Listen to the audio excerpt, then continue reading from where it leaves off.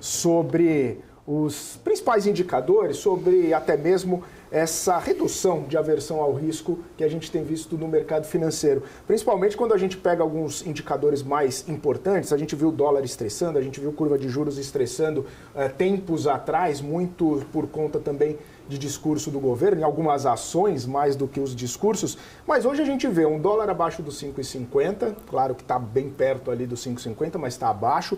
A gente vê títulos públicos, principalmente aquele IPCA+, que muita gente falou, poxa, IPCA mais 6, 6,10, 6,20, já está no 5,80, Ibov perto das máximas, depois do fatídico 5,80, 5,85 no dólar. O governo modulou o discurso, o governo tirou um pouco do pé, do peito do mercado financeiro e a gente reduziu a aversão ao risco. Até brincando aqui, mas como diria o baiano lá no Tropa de Elite, o morro está calmo demais, ô Van Dijk?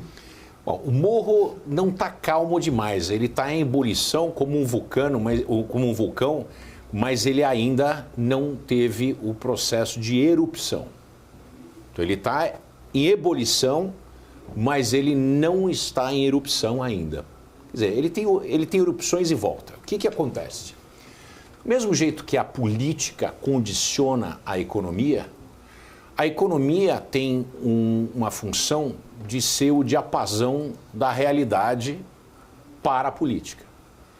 Como a política toma as decisões e as falas, os posicionamentos, isso assustou os mercados e dólar bateu em 5,85, isso representa uma coisa muito relevante, que 5,85 vai impactar na inflação na veia.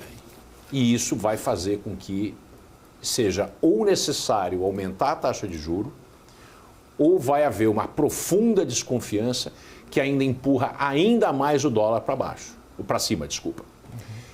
E quando existe essa relação, o governo começa a se preocupar. É aquilo que traz o governo de novo para o pé no chão.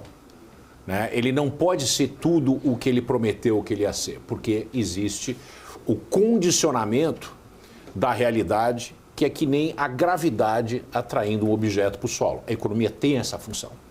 Então o governo começa a notar que o discurso precisa ser alinhado. No entanto, por que eu digo que está em ebulição, mas ainda não houve uma erupção? Porque nós estamos nos aproximando do final do ano. Nós temos mais 4 meses desse ano. Nós temos uma eleição fundamental para o partido do governo, que perdeu as lideranças nas cidades, que são a formação principalmente de prefeitos, né, e das assembleias municipais. Então isso cria um problema para o governo, porque se o discurso não é um discurso que bate de frente com o mercado financeiro, com taxa de juro alta, toda essa parafernália ideológica que a gente conhece, ele perde o elemento que está associado com a esquerda.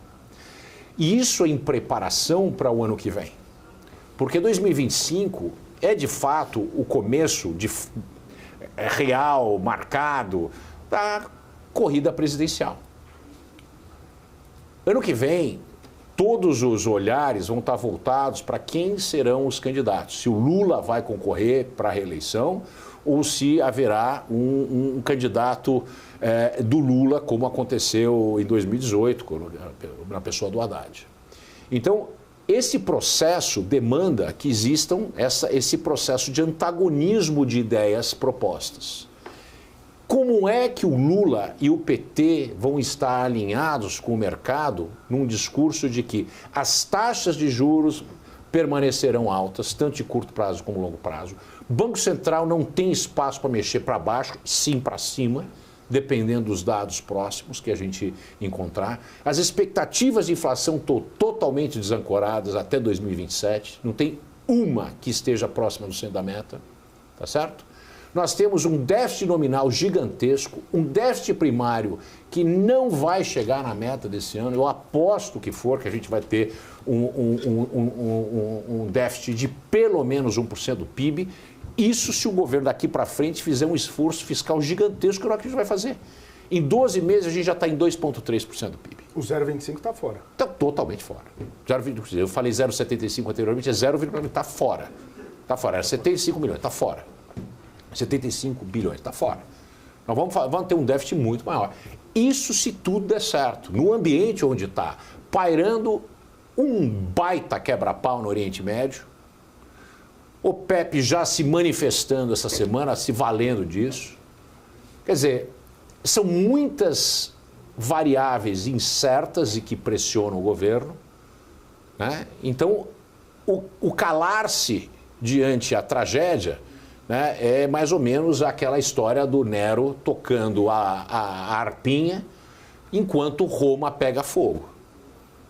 As ações do governo agora são essenciais para sinalizar para o mercado que é de fato sério em combater a inflação do que cabe a ele, que é o corte do gasto, e 15 bi não dá nem para começar.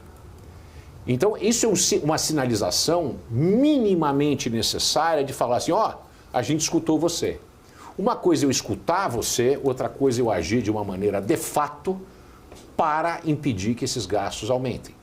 Mas os gastos não aumentarem na véspera de uma eleição municipal para formação do grassroots, né? das gramíneas, que é a base política onde você dissipa o dinheiro das campanhas, do fundo eleitoral, para fazer a bagunça nas cidades onde as pessoas moram, eu duvido que isso seja feito.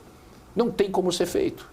Nós temos uma derrocada da Petrobras, começou a ter perdas notáveis, discussão, isso vai ser um problema, discussão com relação ao pagamento de dividendos. Aí vem, não, o dividendo é pago em função da geração de free cash flow, de caixa livre, né? E não é de lucro líquido porque é contábil.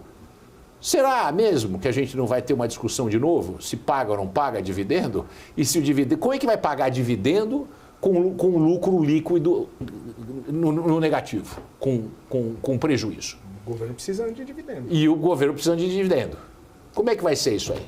Quer dizer, tem muita incerteza e muita confusão para frente para a gente olhar e falar o seguinte, não, tá tudo calmo no morro. Não tem nada calmo no morro. O pau tá comendo no morro, só que tá, né, ainda não extravasou para cima. Eu espero, né, dado as posições ideológicas do governo, que essa calmaria tem data para acabar. O governo e a pessoa do Lula, que fala de impromptu, que é um sujeito que não consegue se calar na hora que ele sobe no palco. Quando ele sobe no palco, ele está sempre em campanha. Ele esquece que é o presidente. E aí ele solta aquela verbiagem total que tem um impacto negativo, principalmente nos mercados.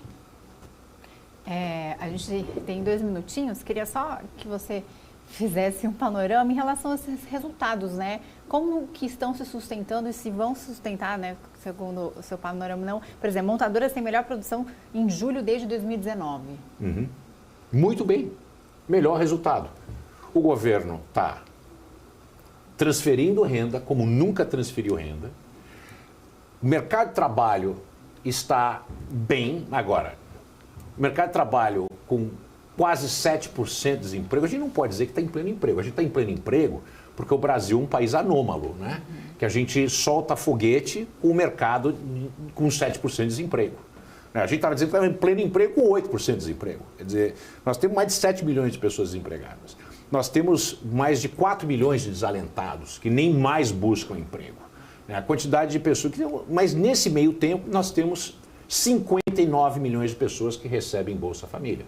Nós temos todos os tipos de processos de valorização do mínimo que impacta a Previdência, então tem gente com dinheiro. Tanto é que a gente está sentindo a inflação, principalmente no serviço. Mas as montadoras estão indo bem. Por quê? Mais proteção, mais tarifa, todo tipo de incentivo. Vem agora o Mover. Quer dizer, obviamente que vai ser legal.